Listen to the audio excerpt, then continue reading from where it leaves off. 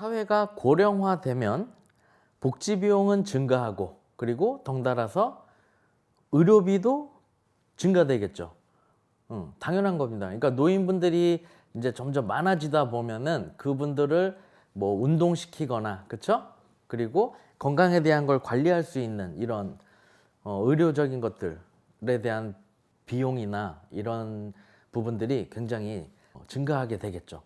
지금 그래서 사실 노인 스포츠 지도사가 많이 필요해요, 실제로. 그리고 노인 스포츠 지도사가 노인들을 이렇게 지도할 수 있는 그런 요구, 원하는 곳들이 굉장히 많이 있어요. 근데 잘 지도해 줄 수 있는 지도자가 좀 부족한 게 현실이고, 더 많은 노인 스포츠 지도사가 배출이 되어야 된다라고 저는 개인적으로 또 생각을 하고, 그리고 젊을 때 잠깐 하는 직업이 아니라 이 퍼스널 트레이너라는 이런 지도자가 내가 나이가 50인데 지도자 자격증을 따서 65세 이상의 그 노인분들을 지도하면 나는 거기서 애기예요, 그냥.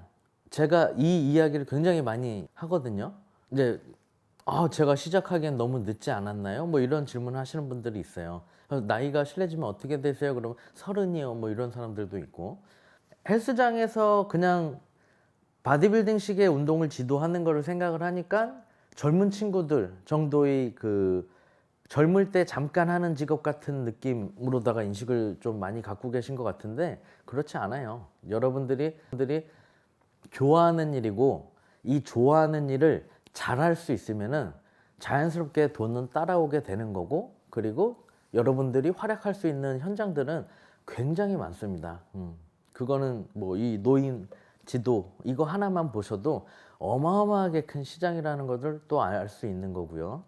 그래서 여러분들이 잘 지도할 수 있는 좋은 지도자가 되시는 게 일단 첫 번째 제일 중요한 거고, 여러분들이 그래서 현장에 나가서 그런 노인분들을 그룹으로 지도를 하시거나 뭐 1대1로 지도를 하시거나 하면은 굉장히 보람 있고 아주 그 좋아지는 그런 모습들 보면서 어떤 여러 가지 의미를 찾을 수 있는 그런 아주 좋은 부분이라고 생각을 해요. 그래서 우리 직업이 좋은 게 나이가 들어도 더 나이가 많으신 분들을 또 케어해 드리면서 젊게 살 수 있어요. 우리 몸을 관리하는 건 물론이고 우리 엄마 아빠 부모님들 관리해 드릴 수 있고, 내 애들 아프거나 몸이 안 좋다, 뭐 허리가 아프다, 목이 아프다 이런 거 관리해 드릴 수 있고, 그렇죠? 얼마나 좋아요. 안 아픈 사람 없지 않습니까? 그렇죠? 근골격계 질환은 다 있어요. 대통령도 아프고, 그렇죠? 우리 엄마 아빠도 아프고, 그렇죠? 우리 애들도 아플 수 있고, 그걸 내가 다 케어해 줄 수 있다고 생각해 보세요. 어마어마한 겁니다. 그래서 저는 굉장히 즐겁고 재밌게 공부를 열심히 할 수가 있어요. 목표가 있으니까, 내 사랑하는 가족들을 지킬 수 있으니까, 내가 어느 정도 다 그렇게 케어할 수 있으니까 공부하는 게 재밌습니다. 신적 노화 보시면 신체적, 인지적 기능뿐만이 아니라 사회적 역할과 생산 활동 등에 적극적으로 참여하는 것, 이게 성공적인 노화다 이렇게 표현을 한다는 거죠.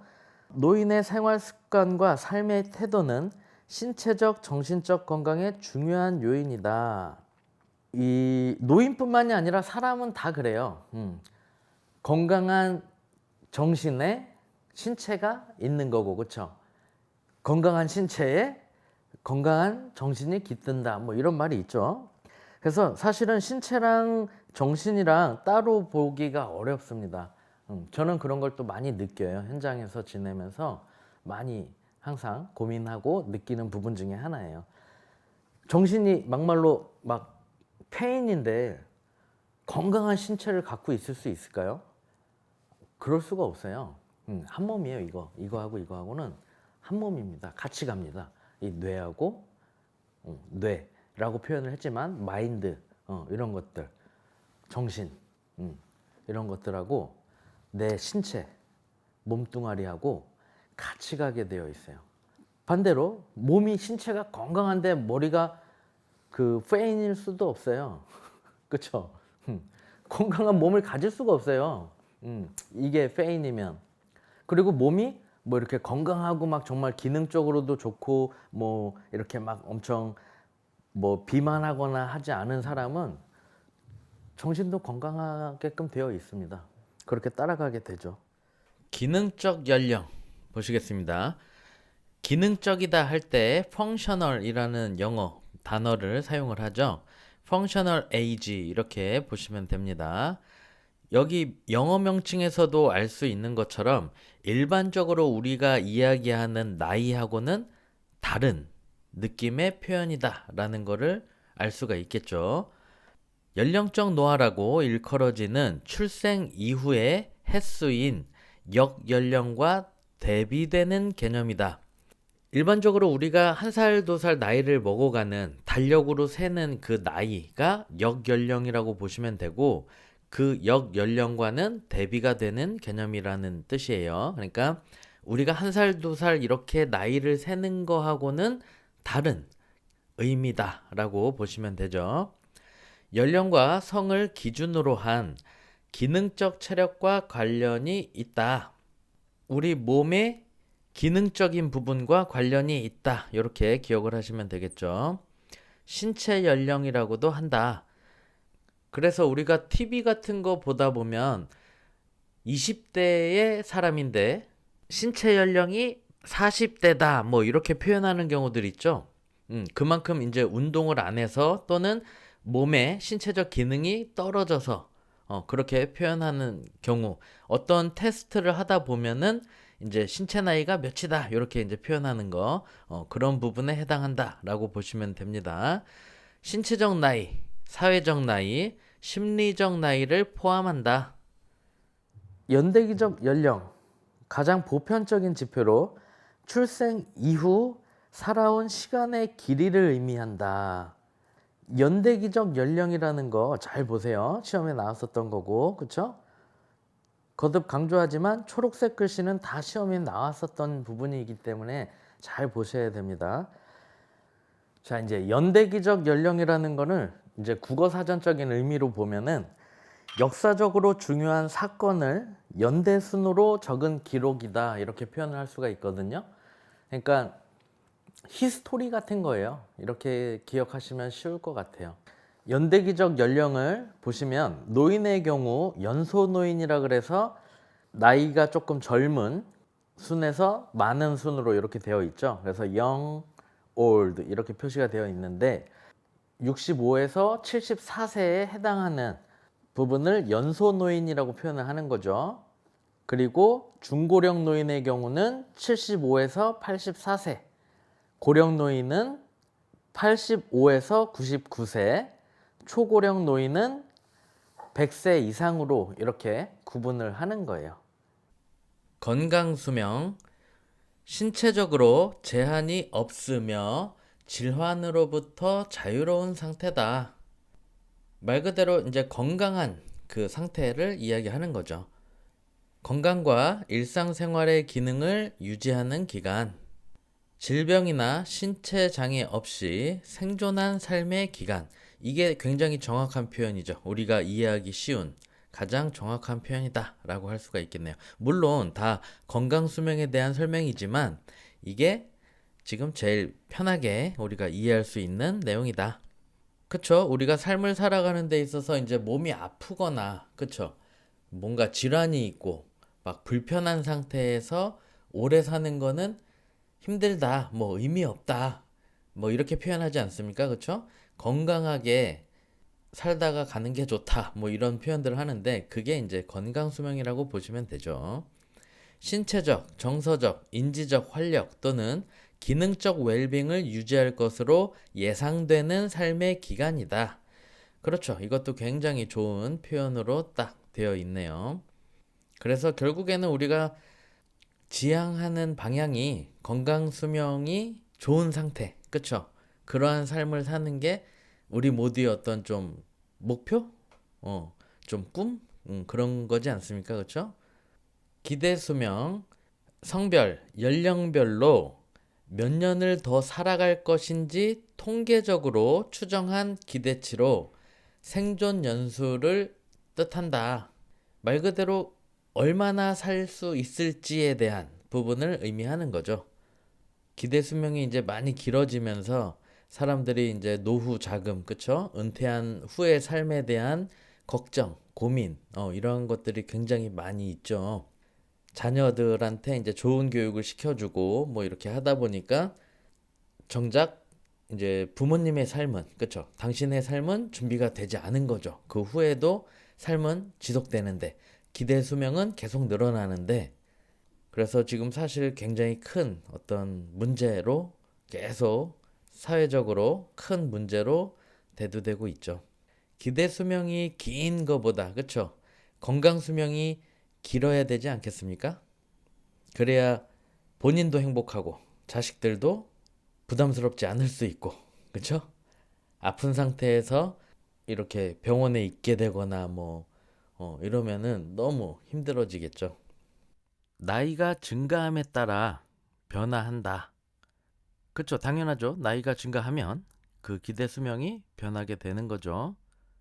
예전 우리 부모님들 세대 때의 기대 수명하고 지금 우리 세대의 기대 수명하고 어때요? 다르죠? 점점 기대 수명이 늘어나고 있죠. 여러 가지 이유가 있겠죠. 뭐 환경적인 이유, 아니면은 의학의 발달, 아니면 또 유전자의 어떤 진화로 인해서 등등 더 기대 수명이 높아지고 있다.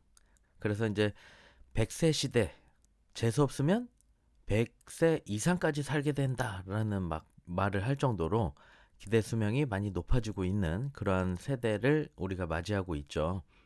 대부분의 나라에서 꾸준히 증가하고 있다. 그쵸? 마찬가지로 지금 제가 언급드린 것처럼 대부분의 나라에서도 의학기술도 발달을 했을 거고, 그쵸? 그리고 좋은 음식을 먹을 수 있고, 또 좋은 유전자를 계속 세대를 거듭해서 이렇게 내려오기 때문에, 그쵸? 그리고 뭐 환경적인 어떤 편의 등등으로 인해서 대부분의 다른 국가에서도, 그죠? 꾸준히 증가하고 있다. 평균적으로 여성의 기대 수명이 남성의 기대 수명보다 높다.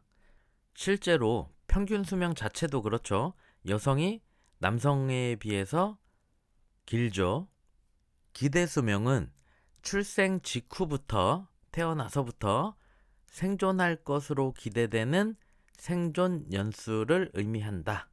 그러니까 얼마나 살 것인가, 태어난 그 순간부터 얼마만큼 생존이 자연적으로 가능할 것인지에 대한 그 생존 연수다라는 게 기대 수명의 정의라고 보시면 돼요.